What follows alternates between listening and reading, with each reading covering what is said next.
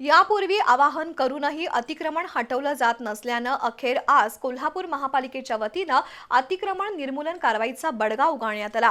माळकर तिकटी, गंजी गल्ली आणि बिंदू चौक परिसरात आज दुपारपर्यंत महापालिकेच्या अतिक्रमण विरोधी पथकानं धडक कारवाई केली। या कारवाईत 2 विनापरवाना लॉजिंग सील करण्यात आले, तर अतिक्रमण केलेल्यांचं साहित्य जप्त करण्यात आलं। महापालिकेनं धडक कारवाई करून अतिक्रमण काढलंय, पण यापुढे पुन्हा अतिक्रमण होणार नाही याची काळजी घेणं तितकंच महत्त्वाचं आहे। संपूर्ण कोल्हापूर शहरासह उपनगरात प्रचंड अतिक्रमण वाढलंय। आधीच अरुंद रस्ते, त्यात वाहनांची वाढती संख्या आणि प्रचंड अतिक्रमण यामुळे कोल्हापूर शहर बकाल बनलंय।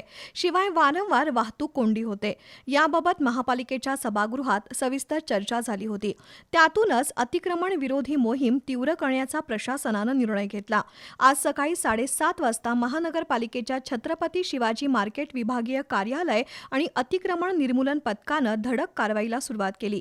माळकर तिकटी, मटण मार्केट, गंजी गल्ली ते बिंदू चौक परिसरात कारवाई करताना 2 विनापरवाना लॉजिंग सील करण्यात आले। तसंच 23 लोखंडी जाळ्या, 6 खुर्ची, 34 लोखंडी पाईप, 2 हातगाडी, 1 लोखंडी स्टँड, 15 हातगाडी, 19 पत्रे, 17 लोखंडी अँगल, स्टीलची हातगाडी, पानपट्टी आणि इतर साहित्य कायमस्वरूपी जप्त करण्यात आलंय। तर बिंदू चौकाजवळील प्राईम रेसिडेन्सी आणि हिंद लॉजिंगकडे परवाना नसल्यानं दोन्ही लॉज सील करण्यात आली। शिवाय परिसरातील अनधिकृत होर्डिंग्स ताबडतोब हटवण्याच्या सूचना संबंधित इमारत मालकांना देण्यात आल्या। ही कारवाई उपआयुक्त किरणकुमार धनवडे, सहाय्यक आयुक्त स्वाती दुधाणे, उपशहर अभियंता सुरेश पाटील, अरुणकुमार गवळी, निवास पोवार, कनिष्ठ अभियंता सागर शिंदे, संजय नागरगोजे, पद्मल पाटील, प्रमोद बराले, अभिलाषा दळवी, परवाना अधीक्षक अशोक यादव, अतिक्रमण प्रमुख प्रफुल्ल कांबळे, सज्जन नागलोत यांच्यासह इस्टेट आणि अग्निशमन कर्मचाऱ्यांनी पूर्ण केली। तर लक्ष्मीपुरी पोलीस ठाण्याचे अधिकारी आणि 30 पोलीस कर्मचारी यांचा बंदोबस्त होता। तरीही कारवाई दरम्यान 2 ठिकाणी वादावादीच्या आणि अंगावर धावून जाण्याच्या घटना घडल्या।